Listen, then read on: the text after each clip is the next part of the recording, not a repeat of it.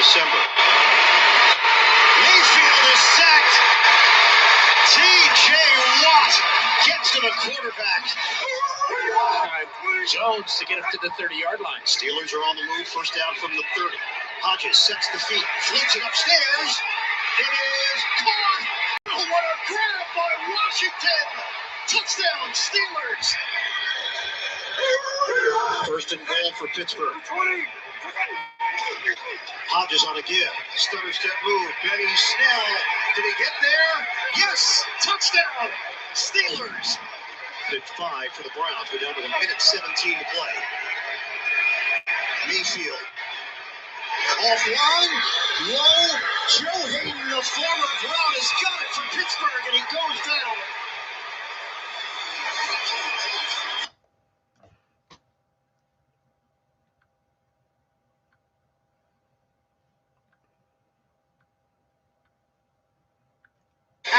Excited to be down here with Benny Snell, Larry. 20 unanswered points, over 100 yards rushing for the Steelers.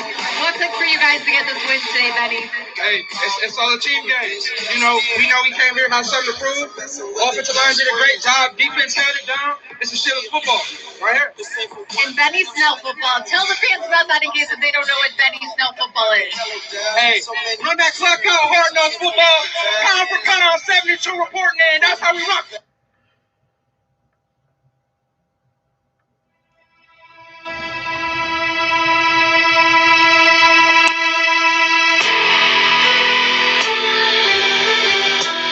And now, time to get in the huddle with your host, Charles Prodigy Ritchie, here on the Mad Steel Podcast. This thing belongs to Mr. Roney, belongs here, and let's see if we can bring this damn thing back here next year, along with the Super Bowl. Here we go. The game is over. The Pittsburgh Steelers did it the hard way.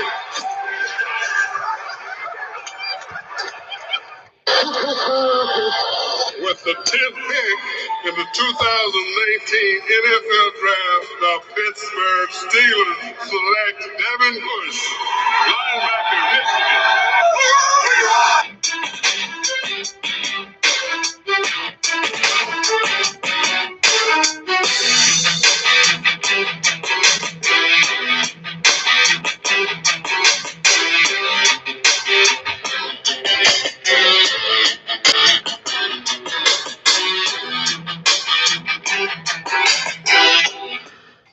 And welcome everybody to this very late night primetime edition here of the Mad Steel Podcast with yours truly, Charles Prodigy Ritchie, host of also On Deck on CSR, which airs every Saturday from 1 to 2 p.m.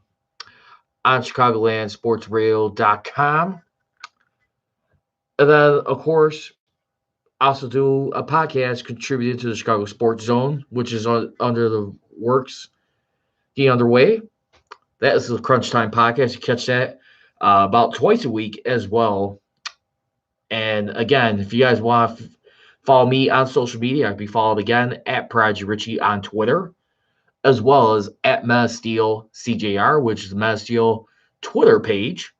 And of course, you can also check me out on my Instagram, my personal Instagram, which is Prodigy Ritchie, the Masteel Podcast Instagram, which is Masteel Nation, and of course my YouTube channel, which I also stream live right now. And welcome those of you tuning in on Instagram as well as my YouTube live channel. So again, that's Masteel Nation for Instagram and Masteel Podcast, which is my YouTube channel. And welcome everybody for tuning in once again here. I know it's pretty darn late here as normal. Been catching up with a few things. I know a lot of people has been getting ready for their Christmas holiday shopping right now. Now we count down the less than 25 days away from Christmas, but also the final countdowns, we shall say. Excuse me. And no pun intended with that cough. 4 games of the regular season. The Steelers will have one more home game left throughout the season. And let's hopefully they can end it on a good note. That will be after when they travel to Arizona. Sunday, they'll be traveling against the Cardinals. That game will be on CBS, 3:25 p.m. start. And then, of course, their final home game, which will be a primetime game, which Ian Rappaport of NFL Network reported late evening, excuse me, was that the game got flexed to Sunday NFL on NBC game. And they got Joe Armstrong right here. Let's go Buffalo right there. And I just wanted to say your Bills got a good team. You guys got a lot of bragging rights right now. The number 5 seed in the AFC wildcard picture. And right now, I mean, depending on what happens, you got to also keep this in mind with the Buffalo Bills, too. And I got to tell you where this could pay real dividends. We'll get into this a little bit in a second. But this Sunday, they'll be hosting the Baltimore Ravens. And right now, it's pretty much almost like a formality right now. The Ravens are in the clinch AFC North. They need about 2 games right now practically to clinch AFC North. That could be a combination with a win and a Steelers loss, or win 2 straight. And that could be very well against the Bills right there. I'd be interested to see how the Buffalo Bills and their defense will be able to try and contain Lamar Jackson in that contest. I mean, as you look at Sean McDermott, as of course his defense coordinator, which you got in there, which is also the former Minnesota Vikings head coach, Leslie Frazier, which, by the way, was Super Bowl champion with the Chicago Bears in his playing career. And we'll see what they could do right there. I'm not going to lie to you. I think right now that could be a game, I mean, throughout the week as well. I mean, you look at the Steelers right now. I mean, pretty much they kind of control their own destiny for the moment. But I got to tell you right now, as crazy as this may sound, it may not just necessarily be simply just winning 2 games. So let's kick right into it right now. As everyone is aware, the Oakland Raiders, another team that the Steelers needed to lose and get some wild card help. The Raiders, they lost to the Kansas City Chiefs late yesterday afternoon. As a matter of fact, in the Arrowheads, they got their brains beat in, literally. Sorry, Raider fans. I mean, you guys are still not totally out of the playoff picture, but at 6-6, you're not really helping your own cause right now. At this point, they're a game out from the Steelers. I mean, you look at the last 2 weeks where they lost by a combined 62 points. In this contest. No, excuse me. When we look at it, yeah, about 62 points combined. I mean, basically. I mean, that is not really a good stat right now. I mean, the Raiders, I mean, by the way, I mean, they got a little bumped up. I mean, last week when they had to go face New York Jets, I mean, West Coast team traveling East Coast. And then a game we could have split against the Chiefs. I know the Chiefs are a well-oiled machine, but they had their hiccups this year. They look like they're going to survive their season and wrap up the AFC West in that contest. I mean, for their division, I mean, which is no surprise. But, I mean, I really thought about a month previous. I mean, when I looked at a team like the Oakland Raiders, I definitely felt like they could have definitely made some real serious damage control, I mean, along the way. I really still think they could do something down the stretch. But I mean, right now, I mean, they still almost had a legitimate shot at the division. And you got right now who, since the Kansas City Chiefs pretty much swept, I mean, the Oakland Raiders, I mean, this season, Chiefs got 4 games remaining, and you got a 2-game lead on there. You basically got a magic number of 2. I mean, it would be 3, but it's 2 right now since you already won both head-to-head matchups. And everyone else in that division is, I mean, not only close. I mean, both the Broncos and the Chargers are 4-8 right there. And I got to tell you right now, I mean, the Steelers right now, and this is what I mean right now. So you look at the AFC wildcard, like I said, you still got the Houston Texans on top of the Tennessee Titans by a game. This week, I mean, the Houston Texans, they will be hosting the Denver Broncos, the 4-8 Broncos, which they should be able to win. But then you also got the Titans, on the other hand, with the Oakland Raiders. That's another team who the Steelers will be needing help in the AFC wildcard picture. Let's just say if the Steelers are able to beat the Cardinals and the Raiders are able to beat the Titans, you'll not only get a game lead on the Titans, but you will also have at that point in time too, possibly a game lead on the Indianapolis Colts should they continue to lose. But then you would also have a 2-game lead on the Raiders should the Titans win. Now, here's where the interesting part comes in at. I mean, you got, like, right now, let's just say if the Steelers win and the Titans win. Here's where it gets interesting. You got the Tennessee Titans right now who are neck and neck pretty much with the Houston Texans for the AFC South. And why does that matter? Well, this is where I'm going to tell you why it matters right now. They have not faced each other in head-to-head matchups yet this season. So, let's just say if that happens, basically, let's just say if, like, the Steelers are, I mean, at this point in time, I mean, down the road, where they get along the way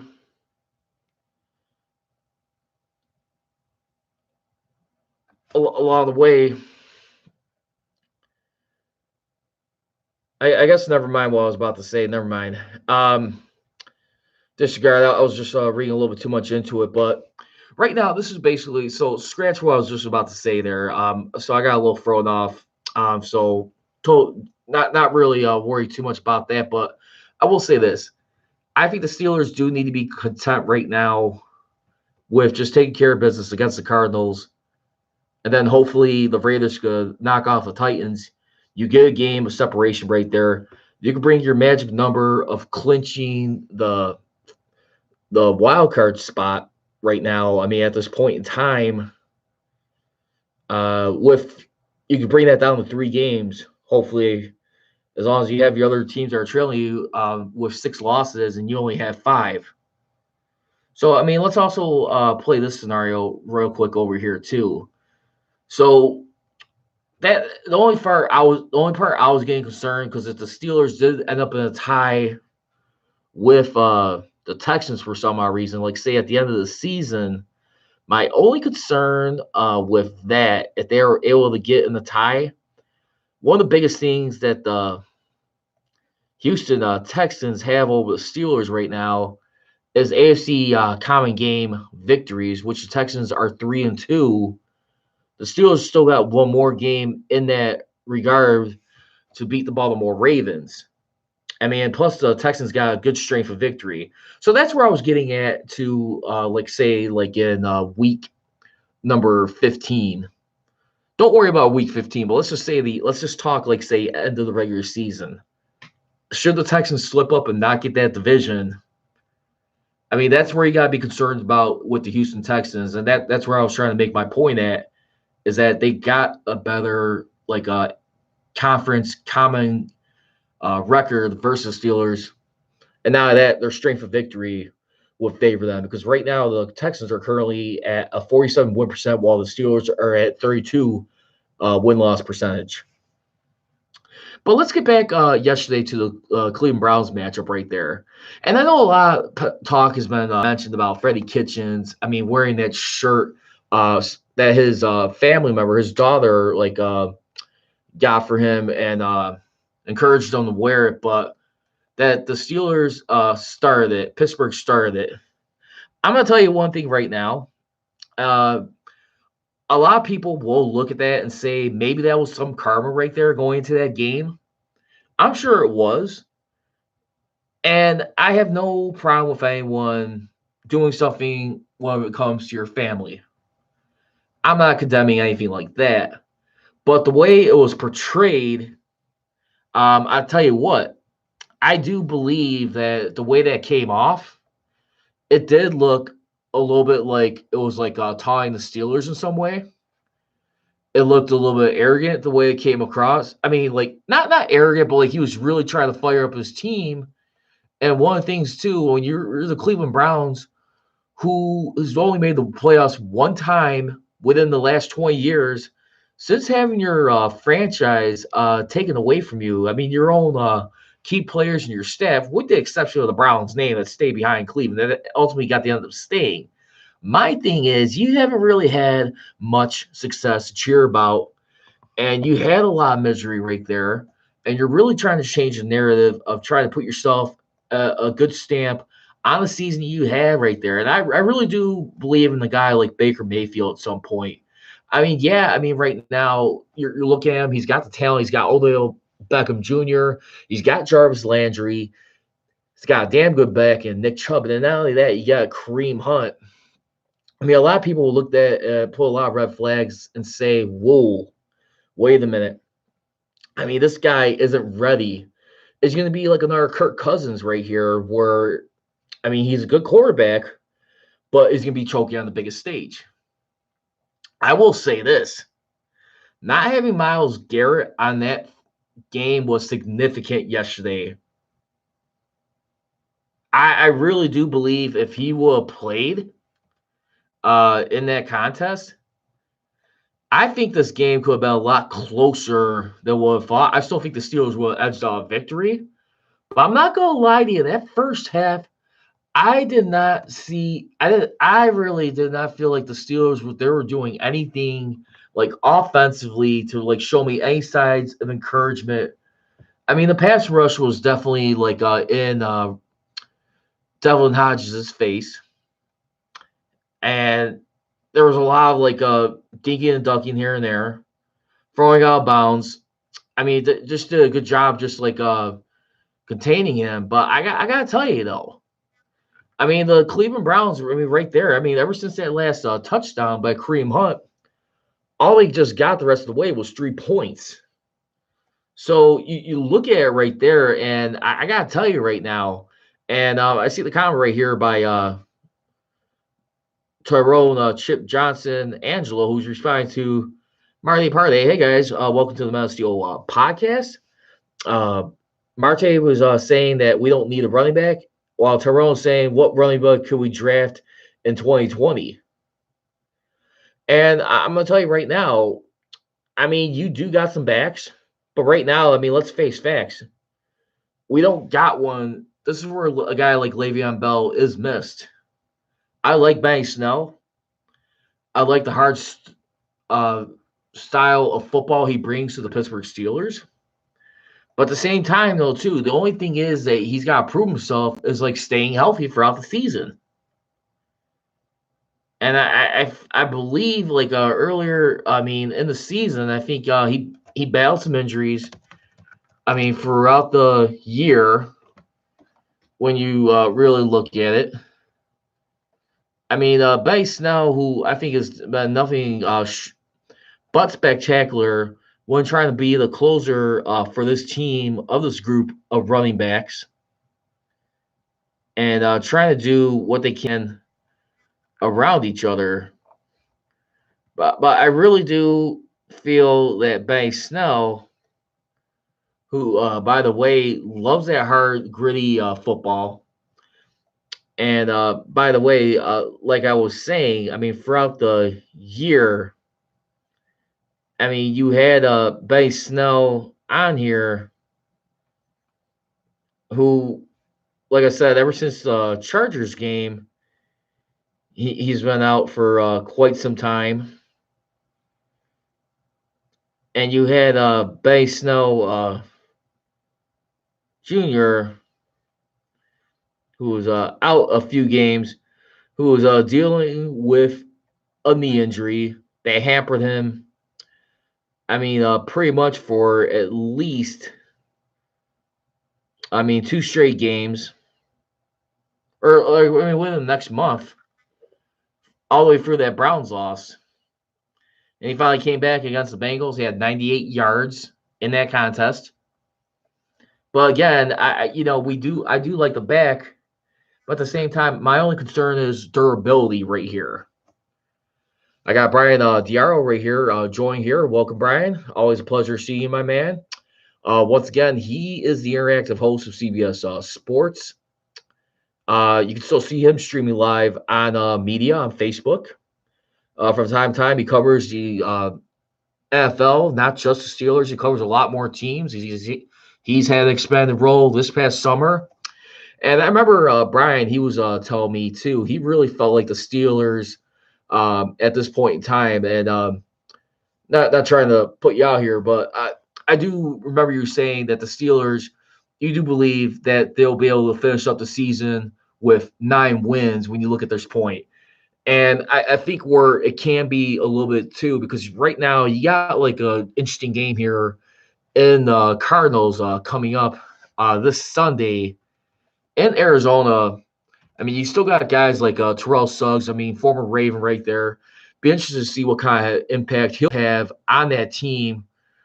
But when you look at this Cardinals team, which by the way, who's 3-8-1, I mean, their record should be a little bit more better than what they're playing to be.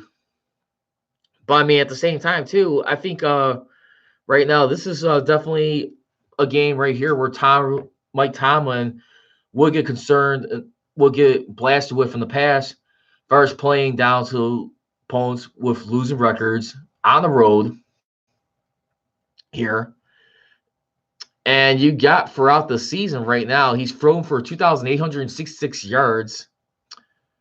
He looks like he should be able to get like about at least close to or at a little over 4,000 passing yards, 14 touchdowns and 6 interceptions. So he's doing a pretty darn good job of taking care of the football. And he's got 88 QB rating so far. And like I said, you got to play a little wise here because, like I said, right now you just want, because even though you own separation and tiebreakers, you don't have separation as far as like a game separating you in the win-loss column. You just got the tiebreakers for right now. And that's just my concern for right now. It's just that you want to see some guys get in here. And Brian was saying over here, nervous about Cardinals. Murray is mobile and they're coming off a bad loss. Yeah, I mean, that's true, but I really do believe, too, right now, I mean, you got to look at it this way, too. As Brian mentioned, that he looked pretty good against the Niners. I mean, both times. I mean, you got to remember right now, I mean, this Cardinals team, not just ever since having Kurt Warner, but a guy like Larry Fitzgerald, who's also been around for a lot of years, still brings a lot of spirit and embodiment to that Cardinals franchise. The only thing is, like look at it right now, is just something where you can see the Steelers slipping up against. And reason why I bring that up, because remember about last year at this point in time when they had their collapse, where did the collapse start? It was on the road against a West Coast team. I mean, I guess a team in the West, excuse me, not necessarily West Coast, but in the Midwest, basically on the West side. And you had to the Denver Broncos last year. But I think the only difference is about that team and this year is, like the biggest thing that a lot of people have been complaining about, moving on from the drama.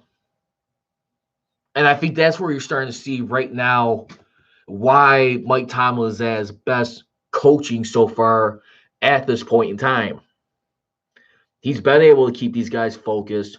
When you consider like losing your starting quarterback in Ben Roethlisberger in the second game of the season to the Seattle Seahawks, and then also later on, within the last year, I mean, you already parted ways with Le'Veon Bell, who decided not to sign the franchise tag once again. He went off to free agency. Was able to get lucky and get his guarantee contract with the Jets, which hardly any team was offering what he was looking for. So got a guarantee contract. Antonio Brown, who you got some nice compensation for, was able to significantly help the Steelers move up 10 spots to get a guy like Devin Bush.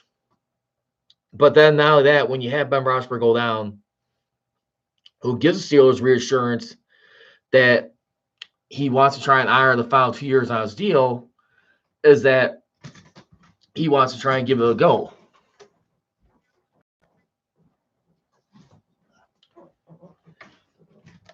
I think Ben Roethlisberger, him saying that, like I said, I really believe that made all the difference as far as like the Steelers making that trade for a guy like Minka Fitzpatrick. As a result, what happens? You're number one in the league in takeaways with 30 for one.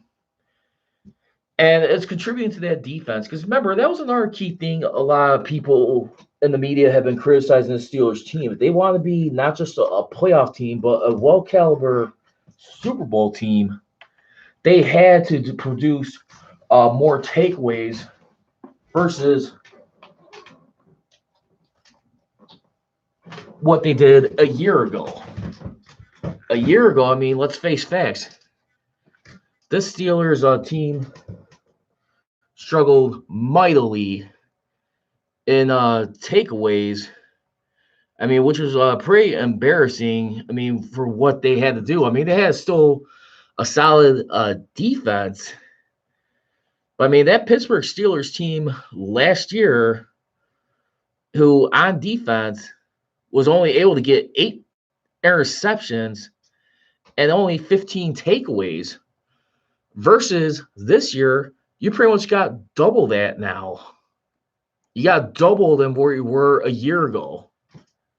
That's the biggest difference of not only a guy having like a Minka Fitzpatrick fitting in and helping out corners like Joe Hayden and Steven Nelson, which I think was been a decent signing too so far. Only time will continue to tell, but I gotta ask you guys something right now. Do you think Tomlin right now, the way he's coached his team, I know a lot of people are calling for this guy be coach of the year if he takes his team to the playoffs, but do you really feel like Tomlin's got any excuses right now? I'll probably have to say no for right now. Yeah, I understand the injuries. I understand you're without your quarterback. You're also without Juju Smith-Schuster to add to your running back woes. But when you have the defense play their tail off like they did, let's remember a key moment. Ever since they went down 1-4 earlier in the year, they had a practice scuffle and were like the defense knocked around some guys from the offensive line, pissed off a few of the linemen. But I tell you what, they sent a message. They want to play with an attitude. Ever since then right there, since starting at 1-4 start, they have been 6-1 so far. So it's still a lot riding right here. I just want to just see this team continue to maintain its focus down the stretch. Now let's get into some other stuff here on the opening drive here. And speaking of the Steelers' defense, I know I mentioned they were number one in takeaways with 30. They're also real good with taking care of the ball. I know their offense has not been productive, to say the least, but they're 21st in turnovers with 12, so they're doing a good job taking care of the football. And they're 4th in turnover ratio in the league with a +11 differential. Pending the game that just happened right now between the Seahawks Vikings that's just finished. I'll update you guys on that tomorrow. But going to this game, they were also 5th in total defense. Surrendering 317.2 yards per game, 7th in passing defense, which they're allowing 213.5 yards through the air, 11th in run defense. I think that's one area they need to just tweaking up a little bit down the stretch here. But I think they've been doing good as the game got long. But the 3rd in sacks with 43. And also some good news to pass along, too, which has been tweeted out by Missy Matthews and amongst others. Remember, Missy Matthews, who's a Steeler reporter, she can be followed on Twitter at Missy_Matthews. Marquise Pouncey has been activated and placed on the exempt and commissioner permission list. Steeler requested and received a 2-day roster exemption that expires at 4 p.m. on Wednesday. To make room on the 53-man roster, the Steelers have released Patrick Morris. So that's some news right there from earlier in the day. Also, as mentioned by the Athletic PGH of the Athletic Pittsburgh, Mark Caboli. You can follow at Mark Caboli. Noble Steelers snap counts against the Browns. This is what he took note of yesterday. Steve Nelson, Joe Hayden, Mika Fitzpatrick, Terrell Edmonds each played 100% of the snaps. Bud Dupree had 97%, TJ Watt 94%, Vance McDonald 87%, Cam Hayward 83%, Mark Barron 78%, Mike Hilton 78%, Javon Hargrave 70%, Jalen Samuel 55%, and Benny Snell 37% of the snap counts. I honestly, you know what, I gotta tell you, I mean, like I said, I mean, Mike Tomlin was definitely, like I said, just being a little bit cautious, especially with a guy like Benny Snell. I mean, he even said it, I mean, when they barely just edged out, I mean, the Bengals too by a touchdown to win that game in Cincinnati, which the last 4 straight years have not been easy to win on the road there, especially. But you know what? I mean, you look at it. He said he just definitely wanted to see how he handled the moment. And was a little concerned, especially when you come off like a knee injury, what he's been hampered with. Brian DeNaro was also saying Steelers always have had one road loss a season. Lost Oakland week 14. I mean, last year too. My only concern is about the Steelers. I mean, since they had that win against Bengals last week, was that was their second road win of the year. That was my only concern, Brian. I don't know about you, but I mean, ever since Corey Mika Fitzpatrick, as far as like your road record has been concerned, I mean, you pretty much, I mean, at this point in time, are 2-2 since acquiring Mika Fitzpatrick. And like I said, I think winning on the road needs to be better down the stretch. That's my concern with this team. Because that was only their second, I mean, throughout the season. That has to be better, especially against a losing team, the Cardinals, who could still play some respectable football at the end of the day. I mean, maybe I'm over panicking a little bit though, but at the same time, being real here, I mean, a playoff team, you gotta win better on the road, and I think they will continue to get that momentum. But like I said, that's the only thing that did bother me about the stretch of the season is like knowing you had at least 2 games at home in the month of December, beginning with the Browns, which they already took care of. Check, that was a win. And then against Buffalo. And I got to tell you, I mean, that's definitely going to be one thing that they're going to be up to the challenge for. And that's where I'm really looking at it. And then also mentioned by Missy Matthews, Devin Hodges joins Ed Ruber, 1987, as the only undrafted rookie quarterbacks to win each of their first 2 career starts since 1970. How about that? And keep in mind, too, that was just barely when the Steelers were just about clearing the closet of their losing woes when Chuck Noll came into the equation. So that just goes to show you how much that made right there. So let's get ready to get into a few closing topics here of fair or foul right now here before we get ready to close the Men of Steel podcast out. And topic number 1 for fair or foul. Steelers right now, the way they're playing, they could win out the rest of the way. Fair or foul? I could say fair on that one. And the only reason why I say fair, because like I said, you are ahead of the Titans on tiebreakers in AFC common games. Even though you both got 5 losses, you still want to get some separation. You want to win against the Cardinals and hope the Raiders could beat them. And then you can at least be a game up on them and the Raiders and the Colts. I mean, which is a slam dunk right away. I mean, if you end up in a tie with the Colts, remember the Steelers beat them. So you want to make that magic number clinching a little bit. I know it sounds like a little bit too early to be thinking about that, but to be honest with you right now, when you look at the story of what's been told throughout the season, all the alterations of this roster, the people who they lost, beginning with Daryl Drake, everything from up and down, this team should have been dead a long time ago. Instead, Mike Tomlin has not thrown in the towel.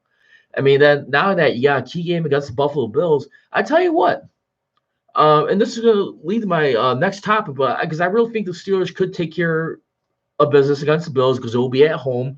I really think so. And they play good on primetime football at home. And speaking of which, Mike Tomlin, who on Sunday Night Football home games for his career, with being with the Steelers, he is 10-6 all time at Heinz Field. And his overall primetime record is 41-20. He's 21 games over 500, 10-6 on Sunday Night Football when teams come to Heinz Field.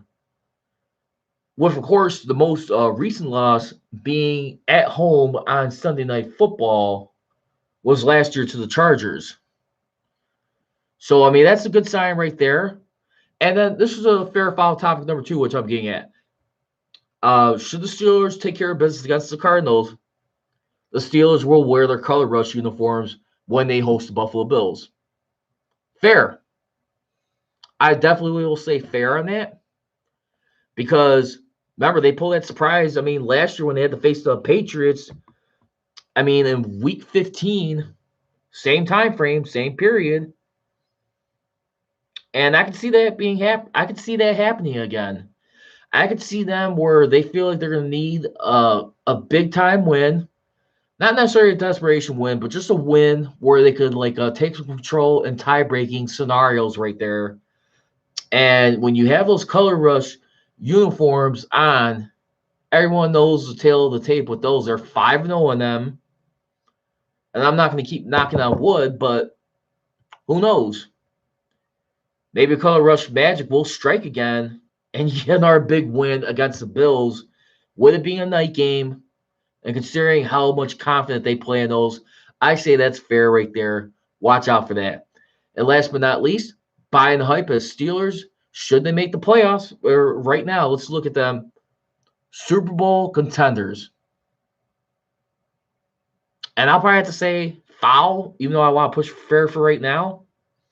Only because of their offense, what they got at the quarterback. They haven't had a consistent running game or a receiving game, but they have guys contributing at all levels. The thing that makes them close to that is their defense. And hopefully right now, too, which, by the way, you can have a guy like TJ Watt. Hopefully he could be defensive player of the year, for this season. TJ Watt, has just done a lot for this team as far as everything, with this defense, leading the team in sacks. And you look at it right now, TJ Watt, who's actually got 12.5 sacks for the year, which is number 1 in the AFC, 4th overall in the league. And, I really look at this guy right here and just say, hey, this guy right here is the real deal right here. And when you consider having the work ethic his brother JJ Watt, we'll find out what happens. But anyway, this is going to draw for a close of this edition of the Man of Steel podcast. Just want to say thank you for those of you tuning in. Thank you very much, Brian Diaro. It's always a pleasure, my man, sharing the company with you as always. And definitely got to talk soon again. Like to hear your thoughts and analysis. Get ready to hit the sack here. I don't know about everyone else, but this is definitely going to be an interesting finish to the season. I would not be surprised if it has to come down to, I hope it doesn't, but if it does, who's to say it may not be another Christmas miracle of 30 years ago? Hopefully that doesn't get to that point, but it's always a possibility where you may have to win and get some help on the last game, which I hope is not the case, but I like their chances right now, and I expect them to take care of business. But right now, I think they definitely need to continue the protection of Devlin Hodges right now. I could definitely see teams get ready to key up on him and game in on him. You saw that a little bit with the Browns, and who knows what's to come, especially with that Bills defense. If he even makes through that, I think he should. But again, It's all about next man up right now, and everybody's all in on this season. We'll see what happens. Again, you can all be on social media at Prodigy Richie, at Man of Steel CJR, Man of Steel Nation, and Man of Steel Podcast for my other Twitter and Instagram and YouTube social media sites for the Man of Steel Podcast brand. As always, leave you. Don't be trolling. Be rolling. Here we go, Steelers. Here we go. I gone.